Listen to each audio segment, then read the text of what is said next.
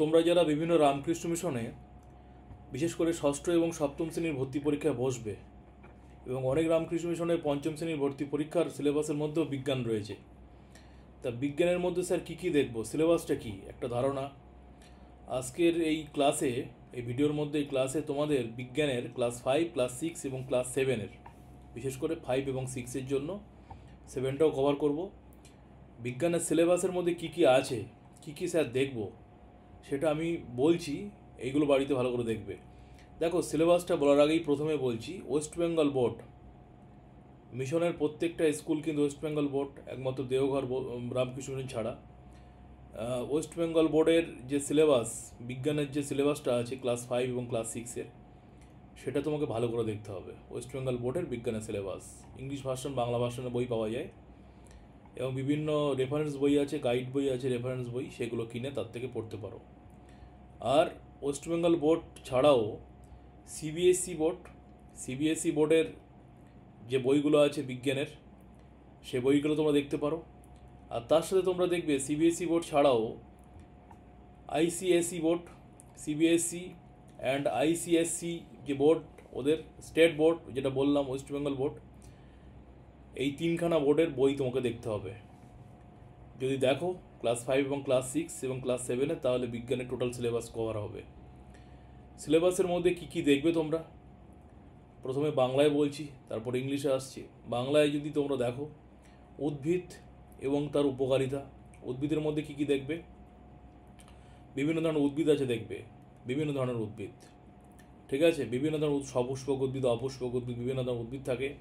উদ্ভিদের বিভিন্ন অংশ, মূল, কাণ্ড, ফুল, ফল, পাতা, এইগুলো উদ্ভিদের কাজ, ঠিক আছে, উদ্ভিদের ব্যবহার, বিভিন্ন উদ্ভিদ দেখবে যেগুলো আমাদের ঔষধ তৈরিতে লাগে, শিংকোনা গাছের ছাল, কুইনাইন, ঠিক আছে, তারপর সর্পগন্ধা, তারপরে আরও যে বিভিন্ন যে সমস্ত উদ্ভিদ, তাদের ভেষজ গুণ, এগুলো তোমাদের দেখতে হবে।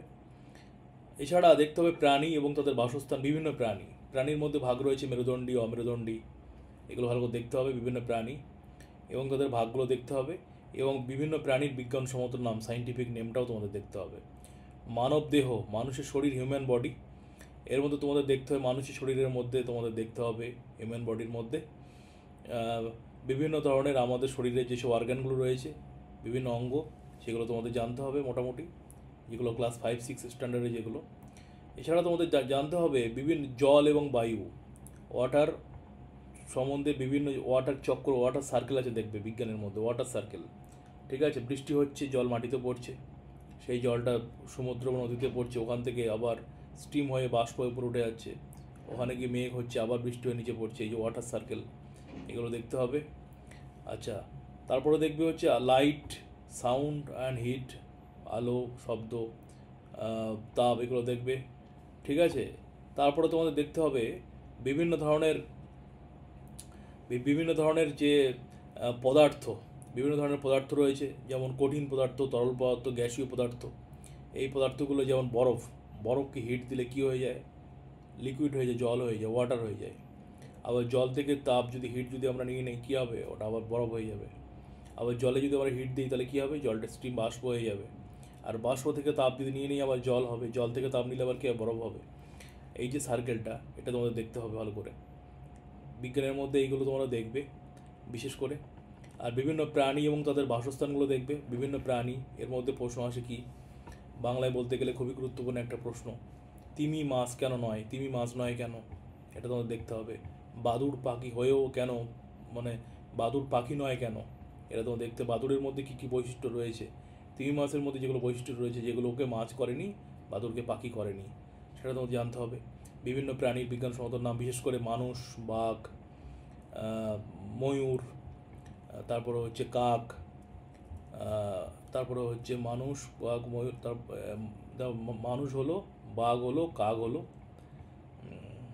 এই মুহূর্তে মনে করতে পারছি না, কিছু প্রশ্ন আছে সায়েন্টিফিক নেম থেকে পরীক্ষায় যেগুলো আসে, পরে কোনো ভিডিওতে আমি তোমাদের বলবো।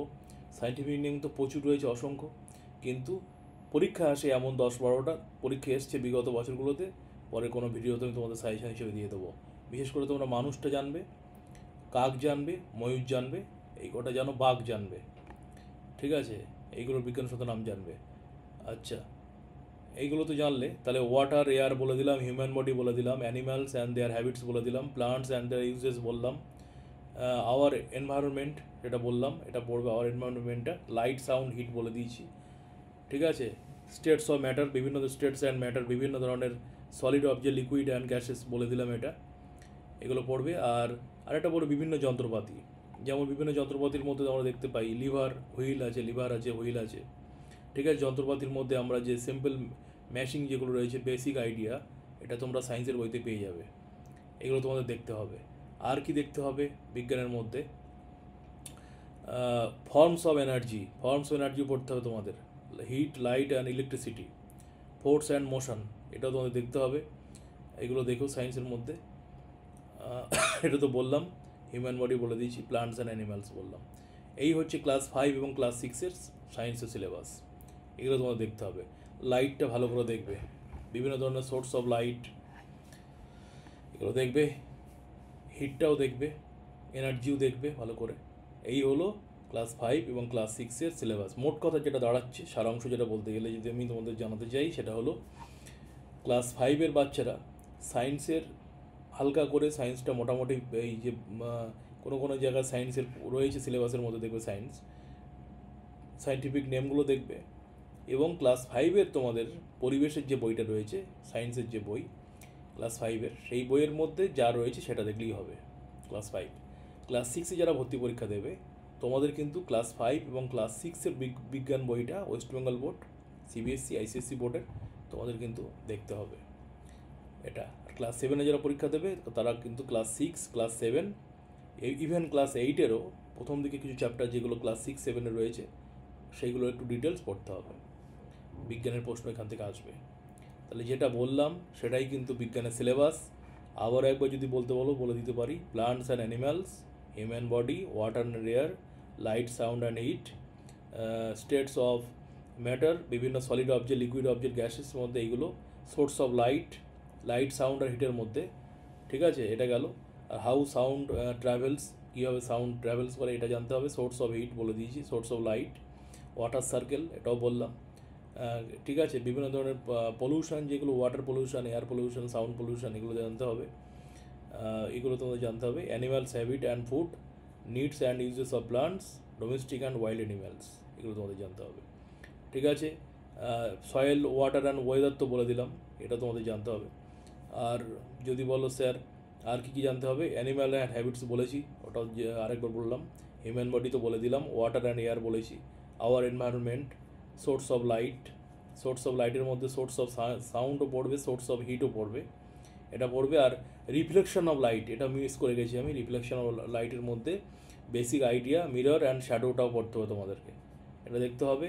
আর বিভিন্ন লিভার, হুইল, এগুলো তোমাদের জানতে হবে, ঠিক আছে।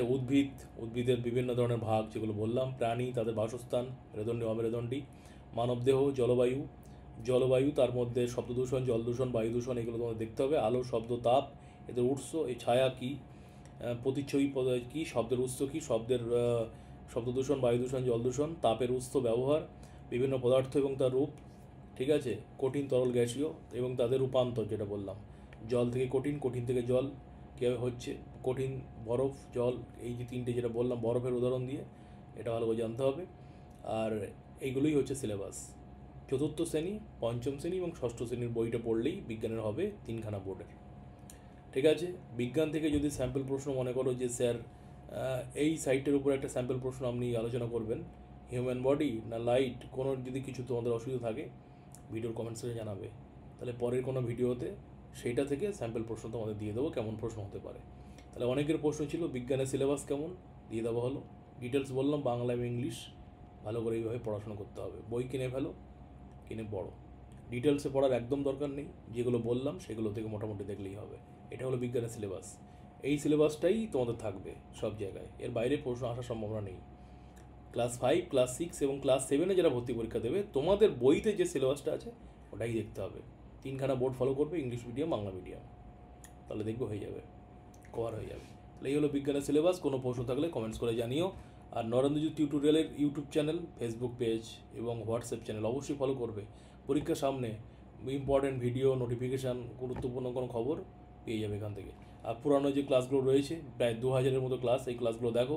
সায়েন্টিফিক নেমেরও একটা বিরাট ক্লাস রয়েছে প্রথম দিকে, একদম 3-4 বছর আগের ভিডিও, পুরোনো দিকে। সেই ভিডিওটা দেখেও সায়েন্সের নেম, সায়েন্টিফিক নেমগুলো লিখে নিতে পারো। ঠিক আছে, বাড়িতে ভালো করে পড়াশোনা করো, কোনো অসুবিধা থাকলে ভিডিওর কমেন্ট সেকশনে জানাবে। ভালো থেকো সবাই।